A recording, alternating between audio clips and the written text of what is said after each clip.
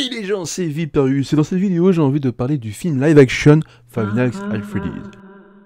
Alors pour aller très vite, et pour savoir ce que j'en pense, je vais aller droit au but. Franchement, j'ai été extrêmement déçu du film. Alors avant de rentrer en détail sur ce que propose cette adaptation, revenons d'abord sur ce qu'est FNAF à la base. Donc créé par Scott Cawthon, ce sont des point and click d'horreur avec une mécanique de jeu très pointue où les jumpscares qui sont intégrés par CLA sont pratiquement impossibles à éviter, et ce qui en fait son charme d'ailleurs. À l'époque quand j'avais fait ces jeux, c'est justement pas du tout pour les jumpscares que j'avais adoré. Au contraire, pour moi ce sont les pires choses. Non, moi c'est vraiment par la tension que nous infligent les jeux. Bon déjà des point and click très limités en action que l'on peut faire, mais pourtant avec une mécanique de jeu très complexe, avec des modifications, des positions des animatroniques. Au départ ils avancent très lentement sans les voir bouger, et au fur et à mesure des nuits, d'un coup en un flash ils sont très proches de vous, et du coup tu perds complètement tes moyens. Et voilà, ça c'est pour ça moi que j'ai adoré les FNAF. Commençons d'abord par parler de l'histoire.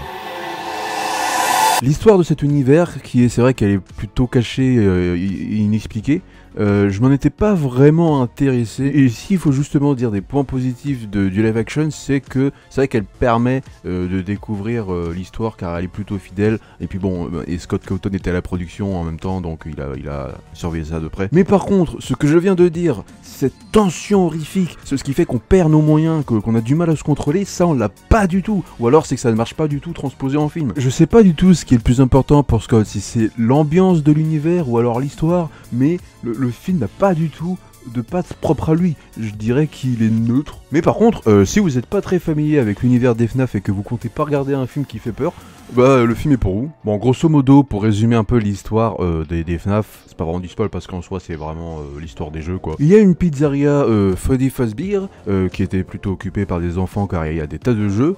Elle a été inoccupée à cause de plusieurs cas de disparition d'enfants. Le personnage que l'on incarne dans la série est un agent de sécurité et il doit subir la présence des animatroniques qui peuvent bouger.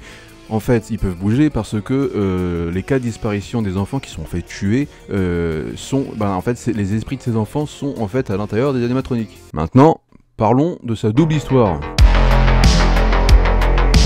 Oui, double histoire, parce que quand je parle de double histoire, je veux dire par là que pour rallonger la durée du film, il fallait absolument forcément rajouter une histoire à laquelle tu ne t'identifies pas du tout, ou t'en as rien à foutre. Une histoire bidon qui n'a rien à voir en plus du tout avec la série des FNAF, en tout cas avec l'histoire principale quoi. Et en fait tu ne t'identifies pas du tout, car il y a une direction d'acteur qui est pas du tout émouvante, parce qu'en fait on ne prend pas assez le temps pour qu'on s'en intéresse, parce que donc ça sert à rien du tout d'avoir rajouté cette double histoire, car déjà ça ne suffisait pas l'histoire principale de base. Faire un live action fidèle, mais quand je dis fidèle, elle est très fidèle l'histoire, mais se contenter de ça. Ou pire, si ça faisait pas un film entier, en fait c'est peut-être parce qu'il fallait justement revoir un petit peu le rythme du film. Si vous voyez que ça durait que 30 minutes quand tu faisais l'histoire du film, c'est parce que il y aurait pu y avoir, pourtant il y en a, et ça n'a pas marché, mais justement il y a des séquences où ça ne parle pas, c'est vraiment les séquences qui sont censées être dites d'horreur. Elles fonctionnent pas du tout, malheureusement. Fallait peut-être les rallonger pour justement prendre le temps de créer cette tension horrifique qui n'y est pas du tout. En fait, la double histoire, c'est que l'agent de sécurité vit avec sa petite sœur et doit l'élever seul, car il a plus de parents en fait. Et il est ennemi aussi avec sa tante, car elle veut la mettre en foyer. Et c'est pas fini. Il avait aussi un petit frère qui a été kidnappé, et du coup lui s'intéresse à la simulation de rêve pour réussir à faire le même rêve de la disparition de son frère tous les soirs. On a donc le droit à des flashbacks redondants à chaque fois qu'il dort, et j'ai pas compté mais il dort beaucoup. Donc très relou, et surtout qu'en fait les flashbacks n'apportent rien du tout. Et au contraire, à chaque fois que le flashback revient, en fait ça t'énerve. Que tu te dis mais pourquoi c'était déjà pas bien la première fois, alors arrête de te mettre 5 fois je crois. Parce que le truc c'est qu'avec les flashbacks on ne sait pas plus par eux qui est-ce qui l'a kidnappé ton frère. Donc vraiment ils servent même pas du tout à réussir à résoudre quelque chose, même si évidemment tu ne nous les montres pas pour rien. On se doute que vu à force de montrer les flashbacks on se rend compte que le mec qui a kidnappé ton frère c'est évidemment le même gars qui a tué qui a buté les autres enfants, d'accord. Et ça ne le dit pas, donc il n'y a même pas d'éléments de résolution dans tes flashbacks. D'ailleurs, ils ont fait le gros risque que les enfants disparus apparaissent dans le rêve.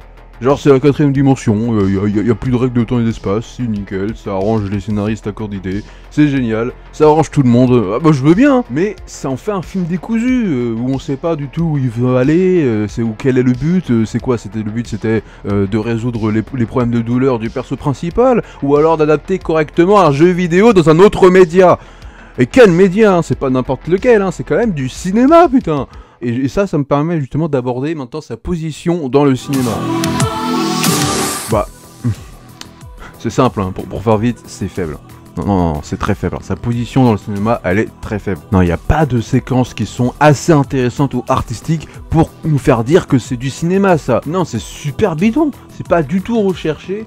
Les plans, bon, ça va, hein, c'est normal, c'est juste, fallait faire le film, quoi. Hein. Mais ce que je veux dire, c'est qu'il n'y a rien qui sort de l'ordinaire. Après, en vrai, c'est vrai que l'univers, il n'aide pas, hein, franchement. Parce que, en vrai, car il faut que je rappelle quand même que les jeux sont très limité en interaction que tu peux faire car c'est des point and click et ils sont pas assez aussi développés narrativement que d'autres jeux de série point and click tels que les LucasArts. Et quand j'ai vu qu'il avait été annoncé, bordel, un film FNAF, mais j'ai d'abord été très étonné car je voyais vraiment pas du tout comment on pouvait faire quelque chose de potable en film, quoi. Enfin, surtout incroyable en fait. Et parmi tout ce qui a fait le succès des jeux, hein, et qui sont dans le film, hein, oui, ça a été fait, hein, mais par contre ça a été très mal utilisé. Il y a des jumpscares hein, dans les films, hein, mais vous savez ce qu'ils ont gardé des jumpscares? Les sons iconiques des jumpscares, hein, genre ça.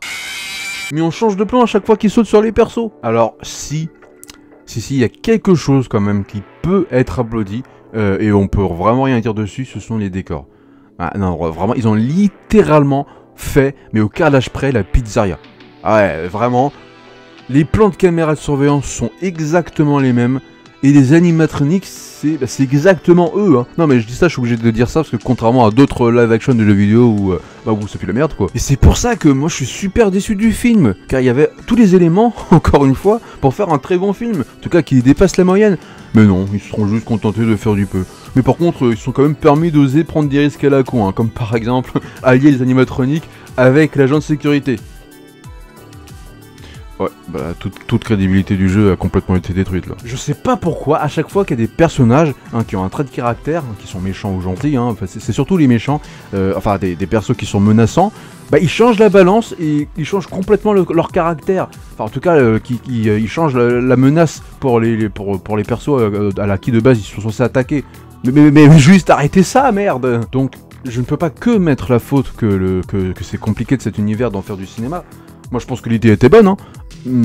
Ça aurait pu être possible, mais difficilement. Enfin en tout cas les FNAF c'est pas forcément ce que j'aurais vu en premier de ce que j'aimerais voir en film. Bon moi je comprends bien hein, que Scott Cawthon veut élargir son univers et en faire des produits dérivés au possible sur plusieurs catégories. Enfin bon, ça aurait été tenté, mais c'est dispensable. Non, moi je me contenterai des jeux. Même de voir le psychopathe tuer les 4 enfants avant qu'ils soient animés par les animatroniques, ça aurait été plus intéressant. Et au moins ça aurait un minimum fait un bon slasher et ça aurait fait un préquel au jeu. Donc ça aurait été inédit. Bah écoutez, moi j'ai terminé de ce que je voulais parler de ce live action. Et bah écoutez, j'espère que cette vidéo vous aura plu, hein.